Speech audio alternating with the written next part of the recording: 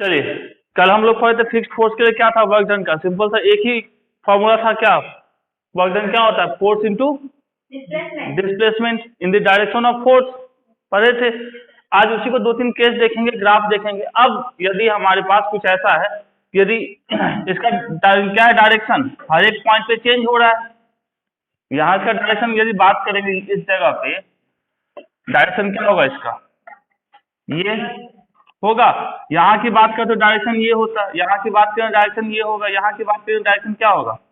कुछ ऐसा होगा। तो कुछ ऐसा केस रहे जिसमें हमको पॉइंट दिया हुआ है ए और बी, उस समय हमको वर्क निकालना पड़े, तो कैसे निकालेंगे?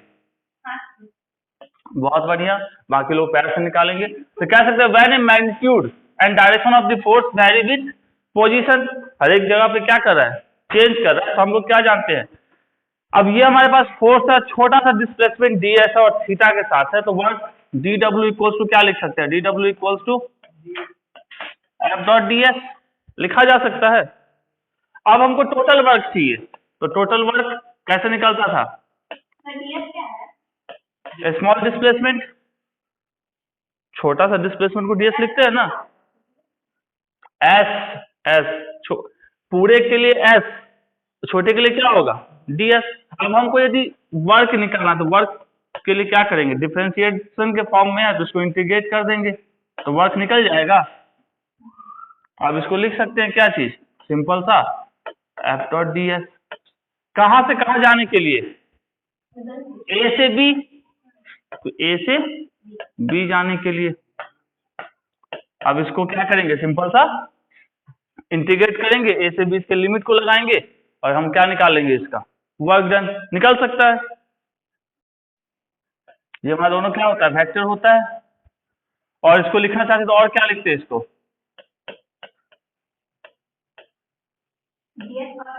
लिख सकते थे, तो यहाँ क्या लिखते? एफ डॉट, और इसी को और आगे लिखते A to B F D S cos theta, लिख सकते हैं। अब इसको इंटीग्रेट करेंगे, किसके रिस्पेक्ट में इंटीग्रेट होगा? ये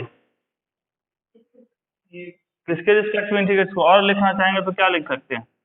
ए बी और F cos theta D S. तो एक्स डी एस एस के रिस्पेक्ट में डिफरेंशिएट होगा ना। यदि हमारा इक्वेशन किसके टर्म में दिया था? एक्स के टर्म में देता तो डी एक्स लिखते, वाई के टर्म में देगा तो डी वाई लिखेंगे, जैसा उसका क्या होगा? डिस्प्लेसमेंट का डायरेक्शन होगा। आ रहा है थोड़ा थोड़ा समझ में? टाइम के रिस्पेक्ट में हमको यदि दिया हुआ है कोई भी चीज इक्वेशन, और किसके रिस्पेक्ट में दिया हुआ है? टाइम के रिस्पेक्ट। हम लोग क्या जानते हैं? डी डब्ल्यू इक्वल्स टू क्या लिख सकते हैं? डी डब्ल्यू इक्वल्स टू क्या लिखा जा सकता है?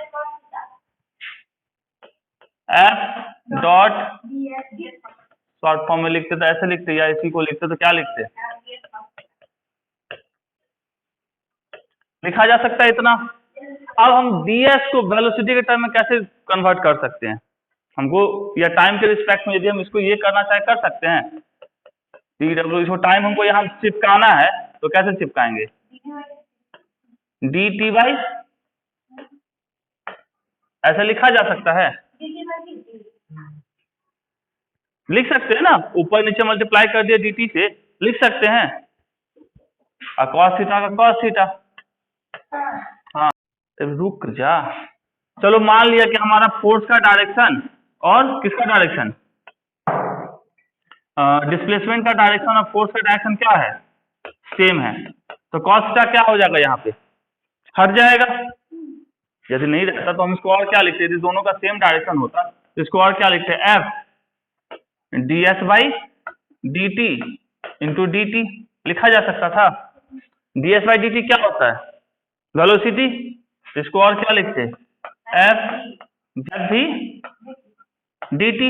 ये किसका है? डी डब्ल्यू का।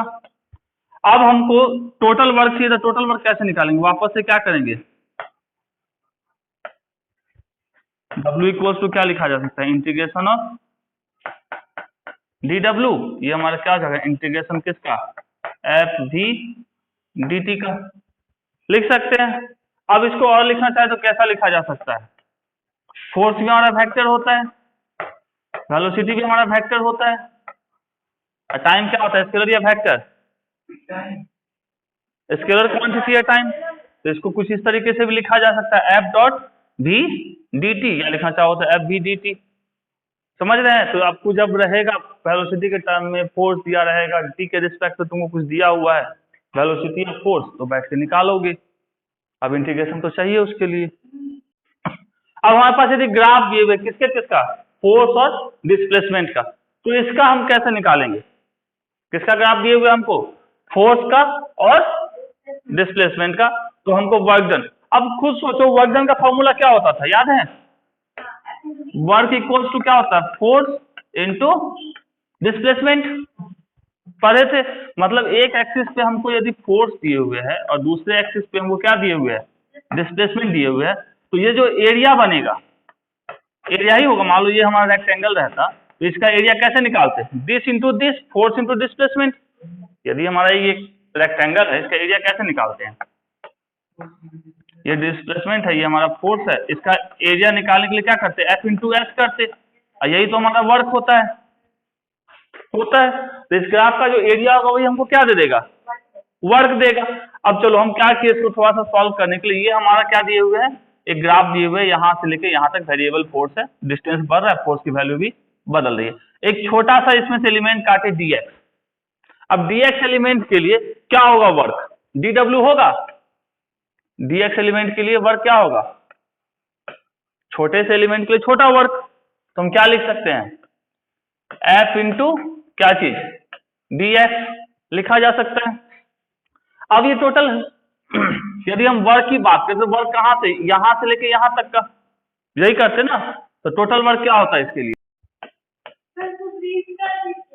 टोटल वर्क लिखते तो क्या लिखते, W equals to integration of dw is equals to कितना, इंटीग्रेशन f dx, कहां से कहां तक, x1 xi से xf तक, इनिशियल से फाइनल तक, यहीं तक ना इंटीग्रेट करेंगे। तो यहां लिख सकते हैं xi और xf। अब f इंटू dx ये क्या है, ये वाला एरिया कहलाएगा। तो इसको क्या कह सकते थे,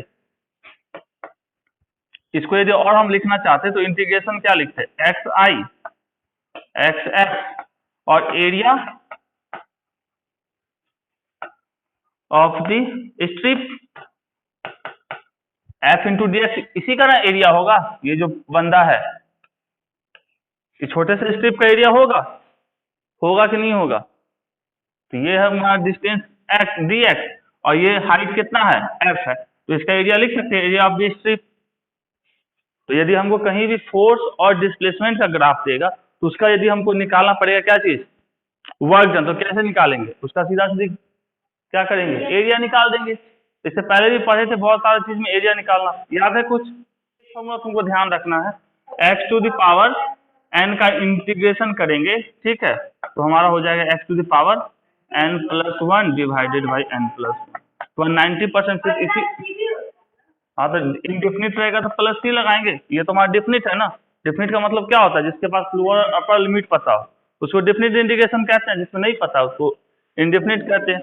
तो 90% इंटीग्रेशन के क्वेश्चन जो रहते हैं वो तुमको फिजिक्स के अंदर सिर्फ एक फॉर्मूला से बनेगा, तो इसमें करना क्या, कुछ नहीं करना, नहीं दिमाग में सिर्फ इतना डालो, सिर्फ एक फॉर्मूला से 90% क्वेश्चन बनना है, इसको सिर्फ यूज करना है। जैसे मान लो x to the power 10 df लिखा रहता, इसको इंटीग्रेट करते, ये फॉर्मूला याद है, x to the power n this, इसको क्या लिखते, x to the power 10 plus 1 divided by 10 plus 1। Indefinite है तो c लिखेंगे, डिफिनिट रहता तो यदि मान लो ये डिफिनिट है तो यहाँ 1 और 2 लिखा हुआ है, तो इसमें ऐसे करके डब्बा बनाते, यहाँ लिखते 1 और यहाँ लिखते 2, ऊपर वाले को सॉल्व करते, x पे पावर कितना 11 डिवाइडेड बाई 11, एक बार अपर लिमिट को पुट करते माइनस लोअर लिमिट को पुट करते, यही करते हैं, बिल्कुल नहीं याद है। अब इसको आगे करते क्या करते 1 और 2, अब इसमें अब पहले अपर लिमिट को पुट करते तो x यहाँ पे 2 पुट करते, पावर 11 डिवाइडेड बाई 11 माइनस 1 पे पावर 11 डिवाइडेड बाई 11। अब इसको सॉल्व कर देते, हमारा इंटीग्रेशन खत्म। अब इसी को यदि हम और लिखना चाहते तो क्या लिखते, यहाँ से लेके यहाँ तक का ये तो छोटा सा इंटीग्रेशन इसके लिए हो गया, स्ट्रिप के लिए। अब यहाँ से यहाँ तक इसको और लिखते तो क्या लिखते, वर्क इक्वल टू क्या लिख सकते, एरिया अंडर, एरिया अंडर क्या, पूरा जो हमारा पाथ है यहाँ से लेके यहाँ तक, तो क्या लिखते हैं, एरिया अंडर दी किसके, एरिया अंडर दी ग्राफ लिख सकते हैं, इस ग्राफ के अंदर का जो भी एरिया है।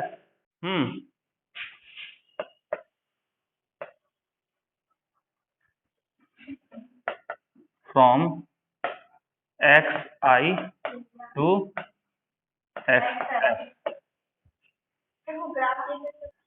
अब कुछ पॉइंट्स है उसको याद रखना है। पहला क्या कह रहा है, work done is independent of the path. Work क्या होता है हमारा, पॉइंट फंक्शन होता है, पाथ फंक्शन नहीं होता है। मतलब हम किसी भी पाथ से जाएंगे ए से बी की तरफ, चाहे फर्स्ट पाथ से जाए, सेकंड से जाए, थर्ड से जाए, वर्क डन हमारा क्या होगा, तीनों केस में सेम होगा। इंडिपेंडेंट ऑफ द पाथ का मतलब क्या होता है, पाथ के ऊपर डिपेंड नहीं करता। तुम यहाँ ए से चले पूरा समस्तीपुर घूम के वापस बी के पहुंचोगे तो भी वर्क क्या होगा, वही होगा। जो डायरेक्ट ए से बी जाते और वापस ए से गए घूम फिर के वापस ए पे ही आ गए, तब हमारा जीरो होता। ओके, तो कह सकते हैं पहला क्या, वर्क डन क्या होता है, इंडिपेंडेंट होता है किससे, पाथ से। चाहे ए से बी जाओ, पहले वाले पाथ से, दूसरे से जाओ या तीसरे से जाओ, किसी भी तरीके से जाओगे, हमारे तीनों केस में वर्क क्या मिलेगा, सेम मिलेगा। समझ रहे हैं? तो सिंपल सा इसको नहीं बनाने की जरूरत है, सिर्फ आपको ये बना लो, एक लाइन लिख लो। चलिए नेक्स्ट हमारा क्या, वर्क डन ओवर ए क्लोज पाथ या लूप क्या होगा, मतलब बहादुर जहां से चला वापस यदि वहीं पहुंच गया तो नेट वर्क डन क्या होगा। अभी जस्ट बोले तुम यहाँ से घर जाते हो, घर से वापस यहाँ आते हो, तो वर्क डन तुम्हारा क्या है, जीरो है। तो क्लोज पाथ मतलब ए से बी जाके बी से वापस ए आने में वर्क डन क्या हो जाएगा इसका, नेट वर्क डन जीरो।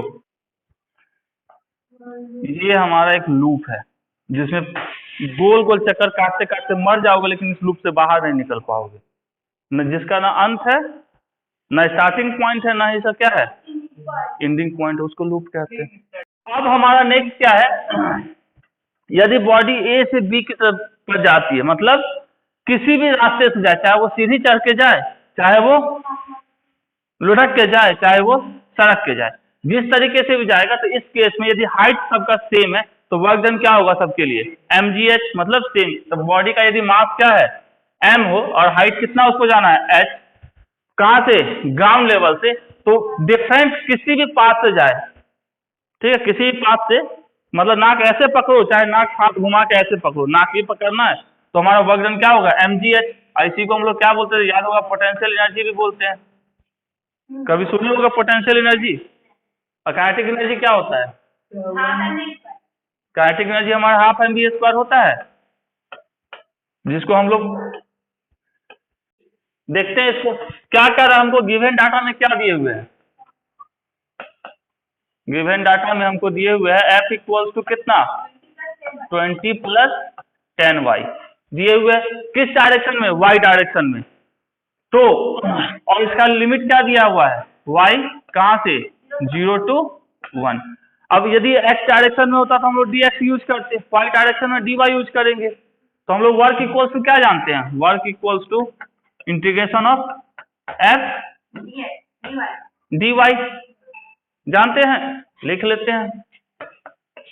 कहां से कहां तक ये वैरी करेगा, 0 से 1, 0 से 1। f की वैल्यू है हमारा 20 + 10y dy। तो ये हमारी, जब हम इसको इंटीग्रेट करेंगे तो हमारा क्या हो जाएगा, 20y + 10y² / 2 होगा, x⁴n के फॉर्म से, कहां से 1 0। अब putting the value getting the result 20 into कितना 1, ये चलो हम इसको काट लेते हैं, ये हो गया 5, 20 इंटू 1 मतलब ये, प्लस 5 इंटू 1 का स्क्वायर, माइनस कितना 20 इंटू 0 और दिस इंटू 0, मतलब ये 0 ही हो गया। 25, ये कितना हो गया 20 + 5, अब हम यदि कहते हैं नीट का एग्जाम का क्वेश्चन हलवा होता है तो क्या गलत कहते हैं? ये यही लिखा हुआ है ना, इसी का ना एरिया हमको बताना है। ये यदि 3 और ये 7 तो ये डिस्टेंस कितना होगा? ये डिस्टेंस 4, तो ये भी डिस्टेंस 4, ये डिस्टेंस कितना दिए हुए है? 2। ये डिस्टेंस कितना होगा? 7 और 12 है, तो ये डिस्टेंस कितना होगा? यहां से यहां तक 5। यदि 2 पार्टें बनाते हैं इसको तो इसका एरिया क्या हो जाएगा? 4 × 2, और इसका एरिया क्या हो जाएगा? 8 + 5। हमको क्या दिए हुए है? S दिए हुए है, सही है। अब हम वेलोसिटी क्या होता है? ds/dt। हम लोग जानते हैं, जस्ट निकाल चुके थे, W = कितना था? F/v/dt। अब हम F निकाल लेते हैं, फिर V निकालेंगे। फिर V = क्या यहाँ से लिख सकते हैं?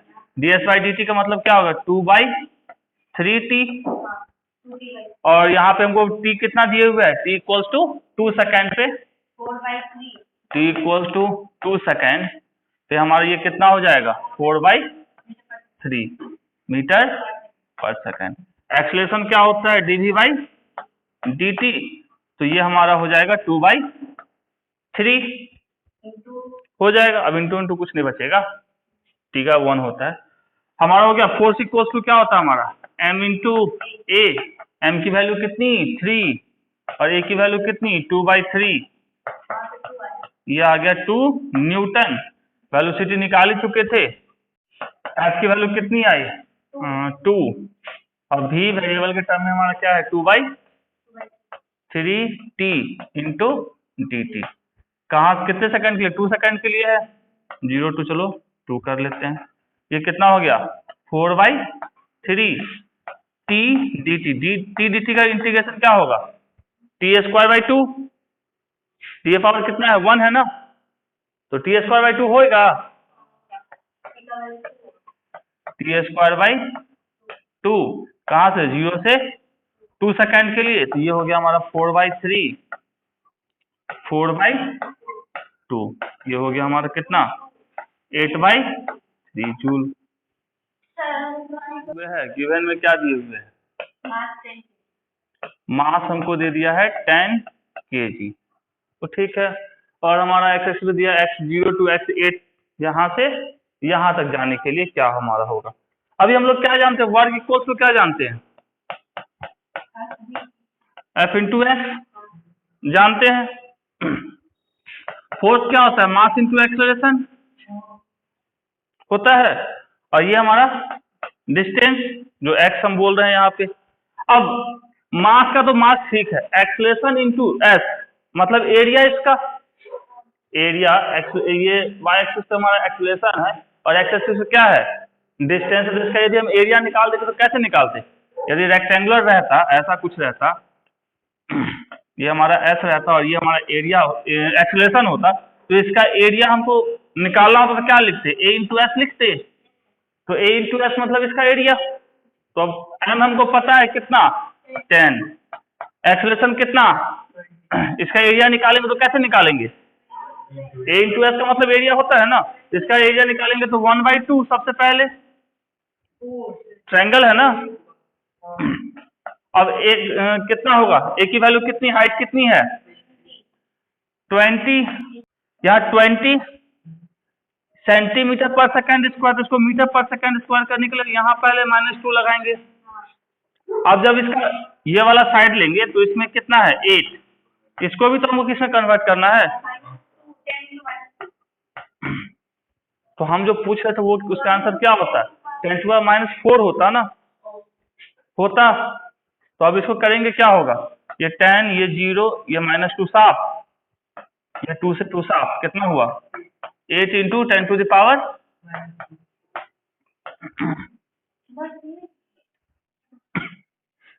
कहाँ से कहाँ कह रहा है? 1 to 5 तक, मतलब इसका एरिया कितना होगा? 10। इसका एरिया 20, इसका एरिया 10। हम लोग जानते हैं वर्ड पॉजिटिव नेगेटिव जीरो सब होता है, तो स्वाभाविक एक्स के नीचे जो गया है नेगेटिव होगा, मतलब ये 20, इस 20 को साफ कर दिया, बचा क्या पॉजिटिव में 20, तो आंसर क्या हो जाएगा? तो इसके लिए तो कुछ करना ही नहीं था।